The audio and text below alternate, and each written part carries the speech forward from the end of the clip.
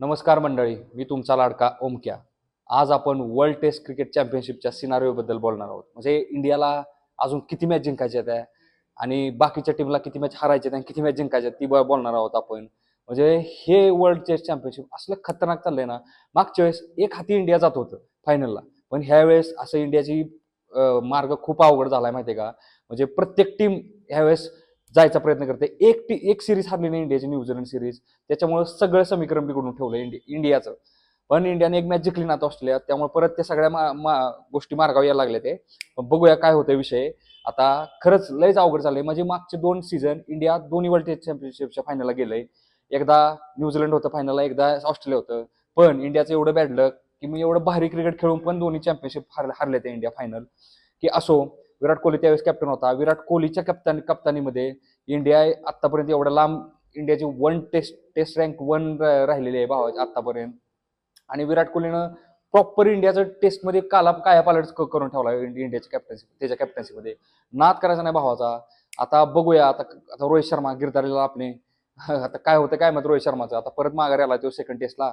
बघूया आता. म्हणजे इंडियाच्या आता आपण सिनारिओ एकदा समजून घेऊ, काय काय विषय, कुणाकुणाला किती किती जिंकायचे ते.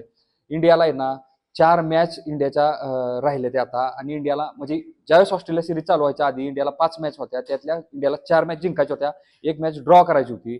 पण आता 4 मॅच राहिल्यात इंडियाला, त्यातल्या 3 मॅच जिंकायच्यात. कसल्याही परिस्थितीत 3 मॅच जिंकायच्यात. आता इंडियाची 61.11% आहे. ज्यावेळेस 3 मॅच जिंकल त्यावेळेस 67 पॉईंट कितीतरी पर्सेंटेज होत्या. त्यावेळेस इंडिया चान्सेस होणार आहेत की इंडिया फायनल जाऊ शकतं. नाहीतर लय अवघड आहे. नाहीतर मग दुसऱ्या टीमवर 1-2 मॅच इंडियानं जर जिंकल्या, 3 मॅच जर जिंकल्या, तरी दुसऱ्या टीमवर अवलंबून राहावं लागलं इंडियाला. की त्यांनी हरलं पाहिजे, मग ह्यांनी जिंकलं पाहिजे, असं सिनारिओ होऊन जाईल. तसं करायचं नसेल तर इंडिया मला 4 मॅच जिंकायचे ते. बघा काय करायचं ते करा, जिंका. आता ऑस्ट्रेलियाच्या आता टोटल 9 टीम आहेत ह्याच्यात वर्ल्ड टेस्ट चॅम्पियनशिपच्या रेसमध्ये. त्यातल्या 4 टीम ऑलरेडी डिस्क्वालिफाय झाल्या आहेत. पाकिस्तान ते बिकारिस्तान ते तर होणारच होतं. त्यांचं तर काय क्रिकेटचीच बेडागर झालाय पूर्ण. परत नंतर इंग्लंड, नंतर बांगलादेश आणि वेस्ट इंडिज, ह्या 4 टीम त्यांच्या रेसमधून बाहेर पडल्यात. आता 5 टीम राहिल्यात. 5 टीमला कुठल्या पण 2 टीम जाऊ शकतात, सांगू शकत नाही. इंडियाला पण चान्सेस आहेत, बाकीच्या टीमला पण चान्सेस आहेत. आपल्या साऊथ आफ्रिकेचे ऑस्ट्रेलियाच्या अजून 6 मॅच राहिल्यात. त्याला ऑस्ट्रेलियाला 6 पैकी 4 मॅच जिंकायच्यात. त्या इंडिया बरोबर 4 त्यांच्या आहेत आणि श्रीलंकेबरोबर 2 आहेत. त्या श्रीलंकेबरोबर 2 त्यांना सोपं जाऊ शकतं, पण इंडियाच्या 4 सोपे जाऊ शकत नाहीत. त्यामुळं ऑस्ट्रेलियाची पण रेस अवघड होऊन बसली. नंतर साऊथ आफ्रिकेचे 4 मॅच राहिल्यात. साऊथ आफ्रिकेला चान्स वाटायला लागलाय, कारण श्रीलंकेबरोबर 2 मॅचेस आहेत. 2 मॅच कुठल्या तरी टीमबरोबर आहेत त्या साध्या. त्या साऊथ आफ्रिकेला चान्स वाटायला लागला, कारण आत्ता मॅच चालू आहे साऊथ आफ्रिका श्रीलंकेची.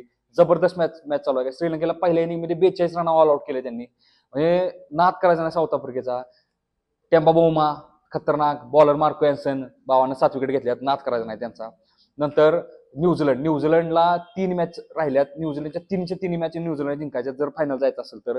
आणि त्या 3 इंग्लंड बरोबर मॅच चालल्यात. आता सिरीज चालू आहे. जर न्यूझीलंड जर 3 मॅच हरल्या तर न्यूझीलंड बाहेर आहे टेस्ट चॅम्पियनशिप मधनं. श्रीलंकेच्या 4 मॅच राहिल्यात.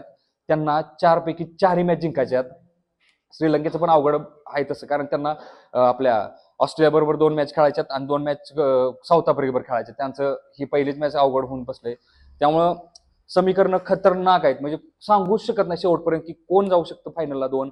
जर इंडियानं ऑस्ट्रेलियाला 4 मॅच, आता 4 पैकी 3 मॅच जिंकल्या ऑस्ट्रेलिया, तर 100% म्हणजे 99% इंडिया फायनलला जाऊ शकतं माहितीये का. म्हणजे इंडियाचे चान्सेस जास्त आहेत. पण त्याला इंडियाला खरंच प्रवास करतो आहे ऑस्ट्रेलियामध्ये जाऊन. पुढच्या 4 पैकी 3 मॅच जिंकणं सोपं नाही. 1 मॅच जिंकली, मान्य इंडियानं 1 मॅच जिंकली, पण पुढच्या मॅच खरंच अवघड आहेत. आता पुढची पिंक बॉल टेस्ट आहे. पिंक बॉल टेस्ट म्हणजे डे नाईट टेस्ट म्हणजे बघा, स्विंग बॉलर खतरनाक. म्हणजे बॉलरचं राज्य असते डे नाईट टेस्टमध्ये. बॅट्समन जोपर्यंत दिवस मावळत नाही ना तोपर्यंत बॅट्समन रन काढून घ्यायच्या. एकदा दिवस मावळा, एकदा रात्र झाली की बॉलर म्हणजे बॉलरचंच राज्य असतंय. बाकी कुणाला खेळताच येत नाही. बॅट्समन कुठला पण बॅट्समन वर्ल्ड क्लास बॅट्समन खेळा येत नाही. त्यामुळे इंडियाचा अवघड आहे. आता असा सिनारिओ म्हणजे जर इंडियानं मॅच 3 जिंकल्या समजा, आता 4 पैकी 3 जिंकल्या तर 100% इंडिया जाणार. आणि नाही जिंकल्या तर 2 जिंकल्या तर ओव्हरऑल इंडियानं 3 मॅच जिंकल्या 5 पैकी, तर मग इंडियाला बाकीच्यावर अवलंबून राहावं लागणार. म्हणजे साऊथ आफ्रिकेने त्याच्या मॅच हरले पाहिजेत. ऑस्ट्रेलिया इथं जरी इंडियावर जिंकलं पण श्रीलंकेबरोबर हरलं पाहिजे.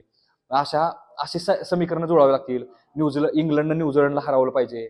लय अवघड आहे माहितीये का हे टेस्ट चॅम्पियनशिप खरंच. म्हणजे पहिले 2 मध्ये इंडियानं प्रॉपर डॉमिनेट केलेलं. आता मागच्या सिरीज पर्यंत पण इंडियाचा डॉमिनन्स होता, पण एकाच सिरीज मध्ये व्हाईट वॉश भेटला इंडियाला, आणि जी इंडियाचं समीकरण बदलून गेलंय, म्हणजे लय अवघड जाऊन बसले की आता 4 पैकी इंडिया 3 जिंकायच्यात. खरंच अवघड आहे, म्हणजे अवघड नाही, मार्ग इम्पॉसिबल नाही, इम्पॉसिबल आहे, पण म्हणतात ना इम्पॉसिबल गोष्टी पॉसिबल करायची ताकद इंडियामध्ये आहे. इंडियन टीम तेवढी जबर आहे. बघूया इथनं पुढे काय होतंय. भेटूया लवकर पुढच्या व्हिडिओमध्ये. धन्यवाद.